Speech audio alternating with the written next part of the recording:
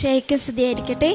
എൻ്റെ പേര് Steffi Thomas. ഞാൻ ബൈച്ചിലിൽ നിന്നാണ് വരുന്നത്. സെൻറ്റ് റാഫേൽസ് ചർച്ച് തൈക്കുട ഇടവകമാണ്. ഞാനിപ്പോൾ MSW കോഴ്സ് പഠിക്കുകയാണ്, സെക്കൻഡ് ഇയർ.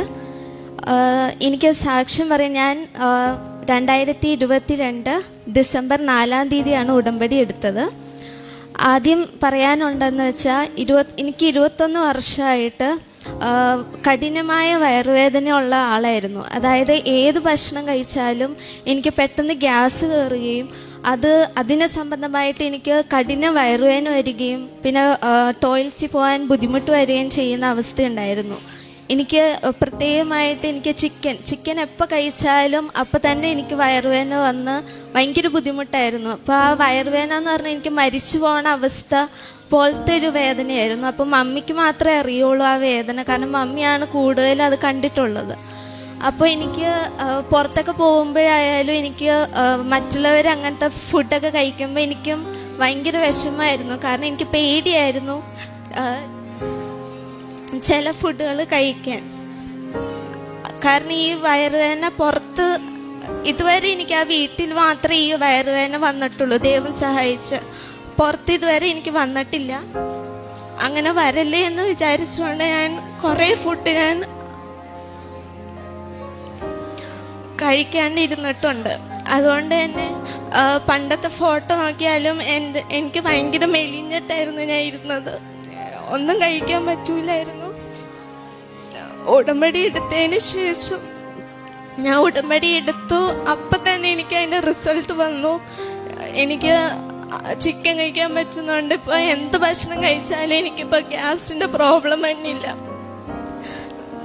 ദൈവത്തിന് 1000 നന്ദിയുണ്ട്. ഞാനാണെങ്കിൽ എപ്പോഴും ഉടമ്പടിയുടെ ഉപ്പ് ഞാൻ വെള്ളത്തിൽ കലക്കി കുടിക്കുമായിരുന്നു. പിന്നെ ഉടമ്പടി തൈലം അപ്ലൈ ചെയ്യുമായിരുന്നു. പിന്നെ ഞാനാണെങ്കിൽ ധ്യാനം കൂടുമായിരുന്നു. ഡെയിലി ഞാൻ സാക്ഷ്യം കേട്ട് പ്രാർത്ഥിക്കുമായിരുന്നു. അതിൻ്റെ ഫലമായി എനിക്ക് ഇതുവരെ എനിക്ക് ആ വയറുവേദന വന്നിട്ടില്ല. രണ്ടാമത് എനിക്ക് പറയാനുണ്ടായെന്ന് വെച്ചാൽ 1.5 മാസമായിട്ട് എനിക്ക് എൻ്റെ ബോഡിയിലൊരു പാർട്ടിൽ എനിക്ക് മുഖക്കുരു എന്ന പോലത്തെ വലിയ വലിയ കുരുക്കൾ വരുമായിരുന്നു. അത് പൊട്ടുകയും അതിൻ്റെ അകത്തുനിന്ന് വെള്ളം വരുന്ന ഭയങ്കര അസ്വസ്ഥമാവുകയും ചെയ്യുമായിരുന്നു. അപ്പം ഞാൻ ഒരിക്കൽ ഗൈനക്കിനെ കാണാൻ പോയി. അപ്പോൾ അവിടുത്തെ ഡോക്ടർ എൻ്റെ അടുത്ത് വന്നു. അവിടെ ടെസ്റ്റ് ചെയ്തപ്പോൾ എന്നോട് പറഞ്ഞ എന്താണെന്ന് വെച്ചാൽ എൻ്റെ ബ്ലഡിൻ്റെ ഷുഗർ കണ്ടൻറ്റ് കൂടുമ്പോൾ ആ കുരുക്കൾ വരികയും അത് പൊട്ടുകയും ചെയ്യും എന്നായിരുന്നു പറഞ്ഞത്.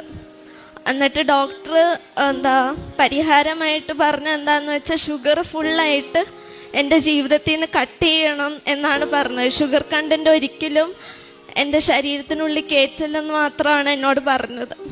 അപ്പം ഞാനതനുസരിച്ചു. ഒരാഴ്ച അത് പറ്റി. കാരണം എന്നെ സംബന്ധിച്ച് ഷുഗർ എന്ന് പറഞ്ഞാൽ എനിക്ക് ജീവനായിരുന്നു. ഞാൻ സ്വീറ്റ്സ് കുറേ കഴിക്കുമായിരുന്നു. അത് കഴിഞ്ഞിട്ട് ഉടമ്പടി എടുത്തതിന് ശേഷം ഒരാഴ്ച കഴിഞ്ഞപ്പോൾ ഞാൻ ഒന്ന് ട്രൈ ചെയ്യാൻ വേണ്ടി, കാരണം ഉടമ്പടി എടുത്താണല്ലോ മാതാവ് എൻ്റെ കൂടെ ഉണ്ടെന്ന് വിശ്വാസം ഉണ്ടായിട്ട് ഞാനാണെങ്കിൽ മധുരം കഴിച്ചു നോക്കാമെന്ന് വിചാരിച്ചു. അപ്പം ഞാൻ കേക്കും മറ്റ് മധുര വസ്തുക്കളും കഴിച്ചു നോക്കി. ഒരാഴ്ചയായിട്ട് എനിക്ക് അവിടെ കുരുക്കളൊന്നും വന്നില്ല. എന്നിട്ട് എനിക്ക് ചെറിയ ഡൗട്ട് ഉണ്ടായിരുന്നു. അതുകൊണ്ട് ഞാൻ മമ്മിയുടെ അടുത്ത് പറഞ്ഞു. അപ്പോൾ മമ്മി പറഞ്ഞു നമുക്ക് നോക്കാം. അത് കഴിഞ്ഞിട്ട് ഞാൻ ഷുഗർ ഒന്നോടെ കഴിച്ചു നോക്കി. ഇതുവരെ എനിക്ക് അവിടെ കുരുക്കൾ വന്നിട്ടില്ല. ഇപ്പം ഞാൻ കുറേ കഴിക്കുന്നുണ്ട്, എനിക്കൊരു പ്രശ്നം അവിടെ വന്നില്ല. അപ്പം ഞാൻ എന്താ ചെയ്തതെന്ന് വെച്ചാൽ അവിടെ കുരുക്കൾ വന്ന ആ ഭാഗങ്ങളെല്ലാം ഞാൻ ഡെയിലി ഞാൻ ഉടമ്പടി തൈലം അപ്ലൈ ചെയ്ത് ഉടമ്പടി പ്രാർത്ഥന ചൊല്ലി പ്രാർത്ഥിക്കുമായിരുന്നു. ഈശോയ്ക്ക് സമർപ്പിച്ച് ഇതൊന്ന് മാറ്റി തന്നെ, കാരണം ഭയങ്കര അസ്വസ്ഥതയായിരുന്നു എനിക്ക് അവിടെ. ഇനി ഇതുവരെ എനിക്ക് അവിടെ കുരുക്കളും വന്നിട്ടില്ല. വേറൊരു അസ്വസ്ഥത എനിക്കിപ്പോൾ അവിടെ ഇല്ല. അടുത്തത് പറയാനുള്ളതെന്ന് വെച്ചാൽ മമ്മിക്ക് വേണ്ടിയായിരുന്നു ഞാൻ വെച്ചത്. മമ്മിക്ക് 20 വർഷമായിട്ട് വെരിക്കോസ് വെയിൻ കാരണം കാലിന് നല്ല വേദനയായിരുന്നു. ഒരു പണിയെടുക്കാൻ പറ്റാതെ ഭയങ്കര വേദന സഹിച്ച് ജീവിക്കുമായിരുന്നു.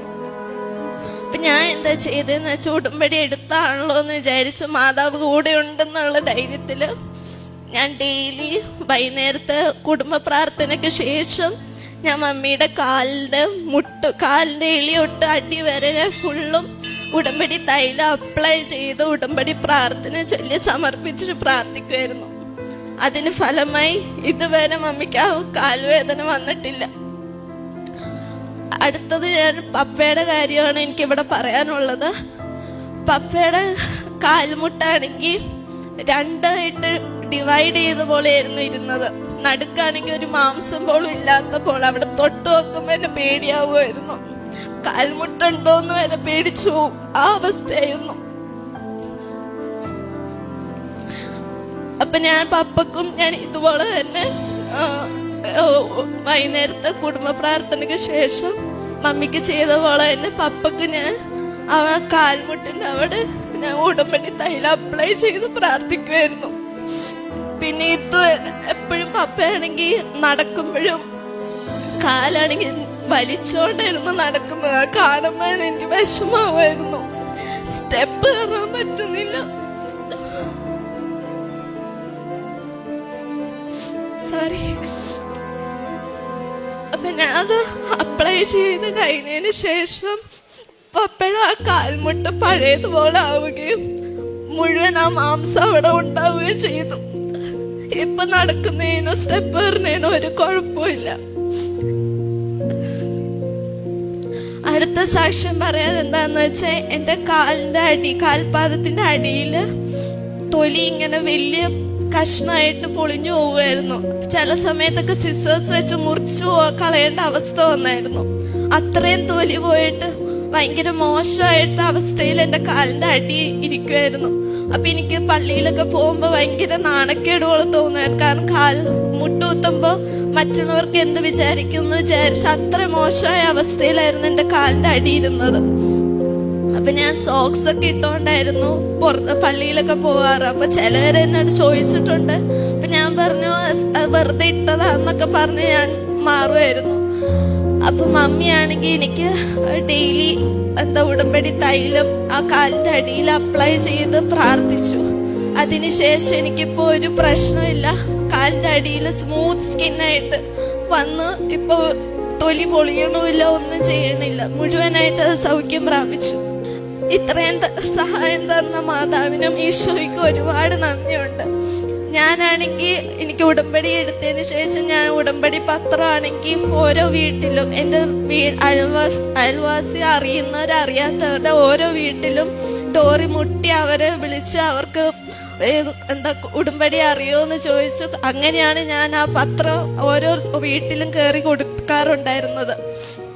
പിന്നെ ഞാനാണെങ്കിൽ എൻ്റെ പ്രായത്തിലുള്ള പിള്ളേരാണെങ്കിൽ എൻ്റെ ക്ലാസ്സിലായാലും അവർക്ക് ഈ പ്രാർത്ഥന ഇതൊക്കെ പറയുമ്പോൾ അവർക്ക് അത്രയും സീരിയസ്നെസ് ഇല്ല. അപ്പം ഞാൻ എന്താ ചെയ്തതെന്ന് വെച്ചാൽ എനിക്ക് പറ്റുന്ന രീതിയെന്ന് വെച്ചാൽ ഇൻസ്റ്റഗ്രാം അക്കൗണ്ട് വഴിയും വാട്സപ്പ് വഴിയും ഞാൻ ഉടമ്പടി ധ്യാനത്തിൻ്റെ ലിങ്കും അതുപോലെ തന്നെ ഓരോ സാക്ഷ്യത്തിൻ്റെ ലിങ്കും പിന്നെ ഡെയിലി ഞാൻ ഓരോ വചനവും ഞാൻ ഷെയർ ചെയ്ത് കൊടുക്കുമായിരുന്നു.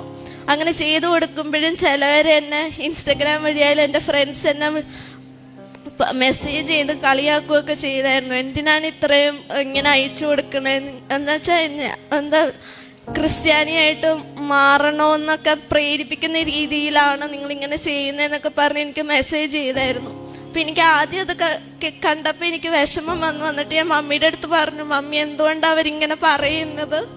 അപ്പം മമ്മി പറഞ്ഞു അത് സാരമില്ല, അതുകൊണ്ട് പക്ഷെ ഞാൻ അത് ഇതുവരെ നിർത്തിയിട്ടില്ല, ഇപ്പോഴും അത് കണ്ടിന്യൂ ചെയ്തുകൊണ്ട് തന്നെ ഇരിക്കുമായിരുന്നു. ഇത്രയും സഹായം തന്ന ഈശോയ്ക്കും മാതാവിനും ഒരുപാട് നന്ദിയുണ്ട്. ഉടമ്പടി എടുക്കുന്നതിന് മുമ്പ് എന്ന് പറഞ്ഞാൽ എനിക്ക് പേഴ്സണൽ പ്രെയർ ഒന്നും ഞാൻ ചെല്ലില്ലാത്ത ഒരാളായിരുന്നു. പെട്ടെന്ന് ദേഷ്യം വരും, പറഞ്ഞ അനുസരിക്കില്ലാത്ത കൊച്ചായിരുന്നു. പക്ഷെ ഉടമ്പടി ചെയ്തതിന് ശേഷം ഭയങ്കര വ്യത്യാസം എനിക്കുണ്ട്. അതായത് കൂടുതൽ ഞാൻ പ്രാർത്ഥിക്കും, പിന്നെ കൂടുതൽ കോഷ്യസ് ആവും. കാരണം ഞാൻ പറയുന്നത് ആർക്കെങ്കിലും വേദന വരുമോ, വന്നാൽ തന്നെ അപ്പം തന്നെ ഞാൻ സോറി പറയായിരുന്നു. നേരത്തെ അങ്ങനെയല്ലായിരുന്നു. ഞാൻ എന്ത് പറഞ്ഞാലും അവർക്ക് വിഷമം വരുമോ ഇല്ലയോ എന്നൊന്നും ഞാൻ ആലോചിക്കില്ല, പറഞ്ഞിട്ട് ഞാൻ പോവും. പക്ഷെ ഇപ്പം അങ്ങനെയല്ല. ഇപ്പം ഞാൻ എന്ത് പറഞ്ഞാലും എനിക്കത് അപ്പം തന്നെ മനസ്സിലാവും.